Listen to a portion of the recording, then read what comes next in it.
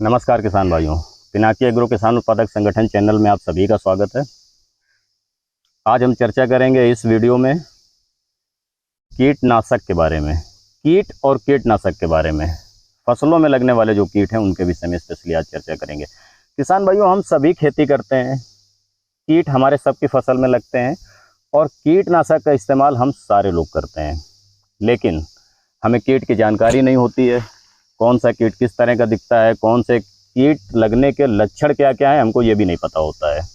जानकारी अधूरी होती है, कभी कभी पूरी जानकारी नहीं होती, और यदि हमको इनकी जानकारी होती भी है तो इनमें कौन कौन सी दवाएं पड़ती हैं हमें इसकी जानकारी नहीं होती है, जो हमारे लिए बहुत ही नुकसानदायक होता है। इसके अलावा किसान भाइयों क्या होता है कि बहुत सारी कंपनियां मार्केट में, और सारी कंपनियां एक ही टेक्निकल को अलग अलग नाम से देती हैं।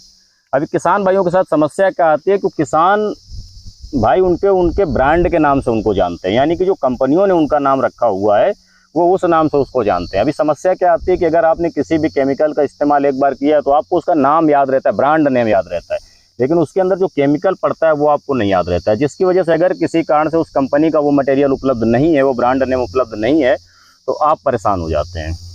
लेकिन मार्केट में उसी केमिकल, उसी टेक्निकल के बहुत सारे ब्रांड उपलब्ध होते हैं, लेकिन आपको जानकारी नहीं रहती है, जिस वजह से आप परेशान होते हैं।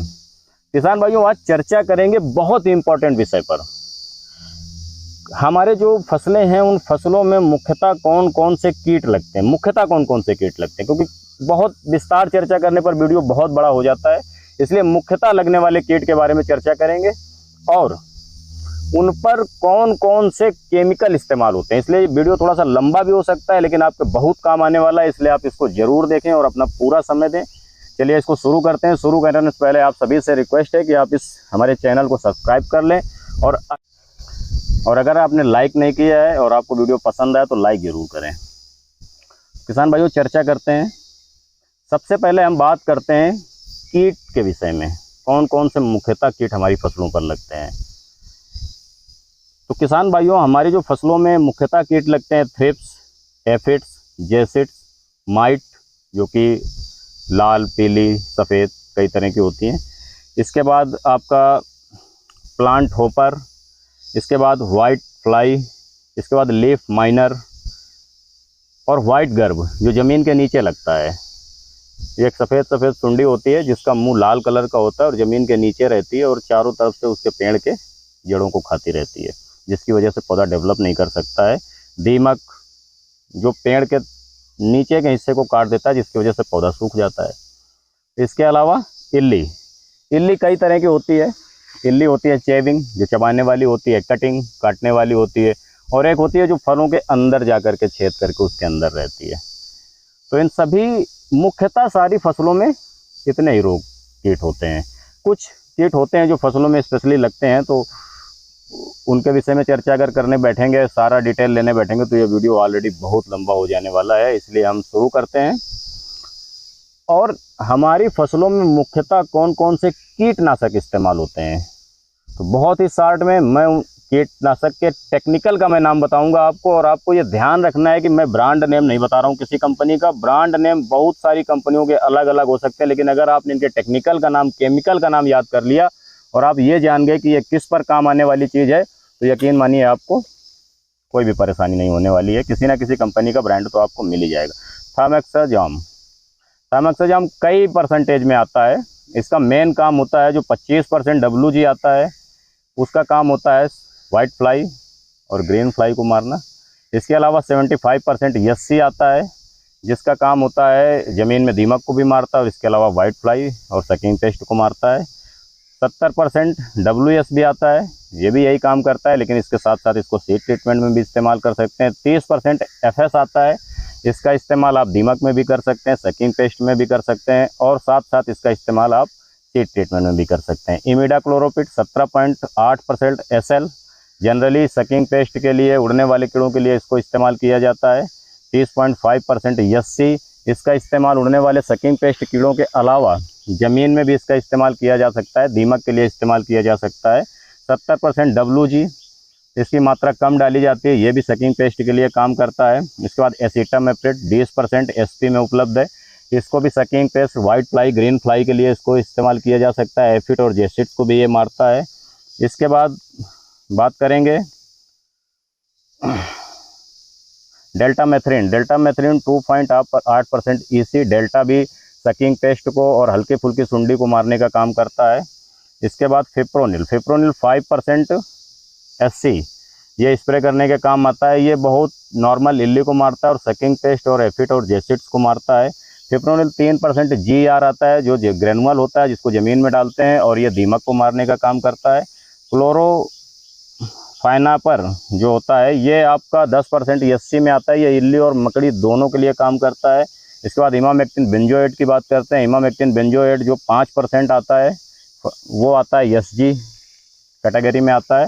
वो इल्लियों के लिए काम करता है और ये ग्रेनुअल पाउडर फॉर्म में आता है, दानेदार आता है। इसको स्प्रे करने के लिए आप 10 से 15 ग्राम टंकी आप इसको इस्तेमाल कर सकते हैं। बाकी जो इनकी मात्राएं हैं वो आप अपने क्षेत्र और अपनी फसलों के हिसाब से और वहाँ पर की स्टेमिना के अनुसार ही इस्तेमाल कर सकते हैं। उसकी जानकारी आपको तुरंत अपने क्षेत्र के अनुसार ही लेनी पड़ेगी।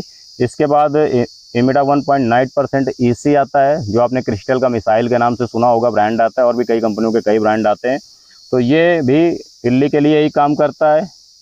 इसके बाद आता है लेमडा साइक्लोथीन 5% EC आता है। 5% EC जो आता है ये पत्ता लपेट और सकिंग पेस्ट को मारने का काम करता है, उड़ने वाले सारे कीड़ों को मारने का काम करता है। साथ में 4.9% CS भी आता है।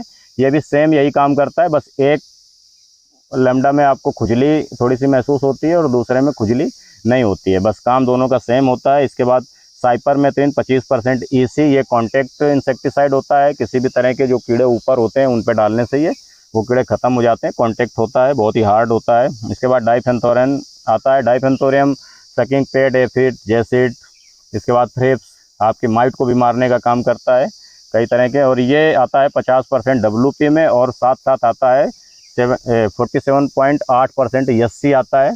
47.8% SC जो आता है वो लिक्विड में आता है। काम दोनों के सेम होते हैं, लेकिन हमेशा याद रखिए पाउडर से लिक्विड का काम थोड़ा सा अच्छा होता है, उसका रिजल्ट आपको थोड़ा सा अच्छा मिलता है। थर्मैक्स, कुछ केमिकल्स आते हैं जो मिक्स केमिकल बनाए गए हैं, जो एक दूसरे के साथ कॉम्बिनेशन बना करके बनाए गए हैं। उनमें से थर्मैक्स प्लस लेमडा साइक्लोथीन आता है, जो आपकी हल्की फुल्की इल्ली और एफिड, जेसिड, थ्रिप्स, माइट को भी मारने का काम करते हैं। इसके बाद फिप्रोनिल प्लस इमिडा क्लोरोपिल आता है। ये भी आपके उड़ने वाले सारे कीट्स, एफिड, जेसिड, रस चूसक कीड़ों के साथ साथ ये आपके हल्की फुल्की इल्ली को भी मारने का काम करते हैं।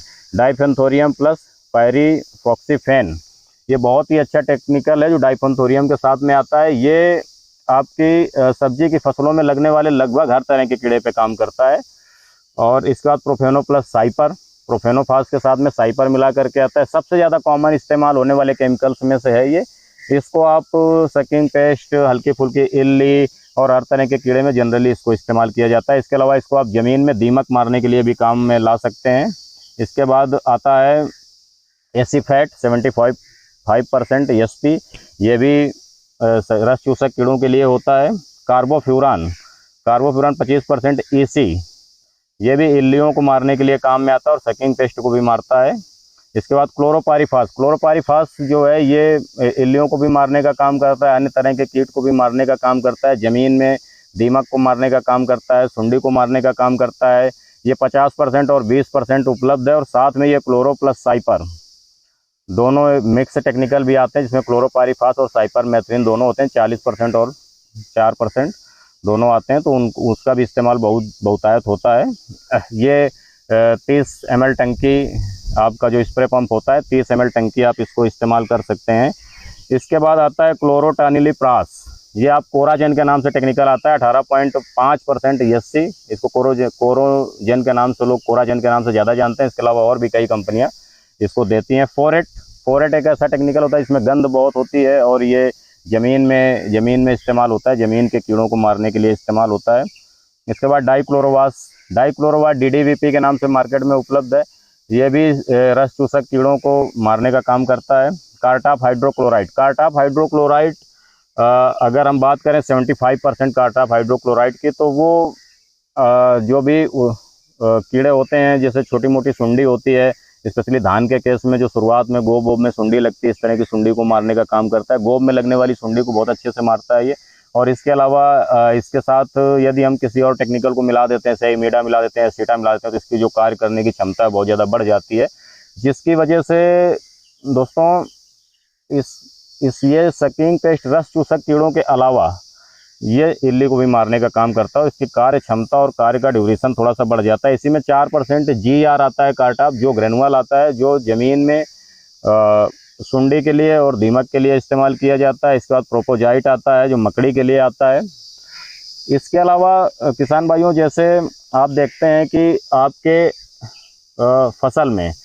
आपके फसल में नीचे जो वाइट गर्भ लगता है, जो सफ़ेद सुंडी लगती है, वो काफ़ी मोटी होती है और उसका मुंह लाल होता है। खास करके जब आप सब्जियों की फसलें लगाते हैं तो सब्जियों की फसलें में ये बहुतायत हो जाती है, जो जड़ के नीचे, जैसे आप पौधे को उखाड़ेंगे तो जड़ के नीचे मिलती है। इसको अमेरिकन सुंडी के नाम से भी जानते हैं। इसको भी मारने के लिए आप थायमैक्स, ज़्यादा परसेंटेज के थायमैक्स का आप इस्तेमाल कर सकते हैं।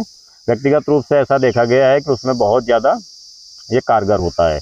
किसान भाइयों, जनरली जो हमारी फसलों में लगने वाले कीट हैं और उनमें इस्तेमाल होने वाली जो दवाएं हैं, उनका हमने बता दिया है। उनके कहाँ पर किन किन कीट में उनका इस्तेमाल होना है, ये भी हमने आपको बता दिया है। बहुत सारे टेक्निकल मार्केट में उपलब्ध है, बहुत सारे नए टेक्निकल मार्केट में आते रहते हैं, जिनको वीडियो में बता पाना एक साथ असंभव सा हो जाता है। इतने ही टेक्निकल को, केमिकल्स को बताने के लिए हमें एक लिस्ट बनानी पड़ती है, क्योंकि बात करते करते हम बहुत सारे केमिकल्स को भूलते जाते हैं। तो अगर आपको ऐसा किसी भी चीज़ के बारे में जानकारी चाहिए, या आप किसी भी केमिकल के बारे में जानकारी चाहते हैं, वो किस में काम करता है, या किसी भी आप कीट के बारे में जानकारी चाहते हैं, तो आप उसका फ़ोटो या उसका वीडियो हमें शेयर कर सकते हैं। और हमसे आप हमारे व्हाट्सएप नंबर पर या हमारे यूट्यूब चैनल पे ही आप कमेंट करके उसके बारे में जानकारी प्राप्त कर सकते हैं। और मार्केट में जो भी नए से नए केमिकल आते हैं, उनके बारे में भी आपको जानकारी मिलेगी।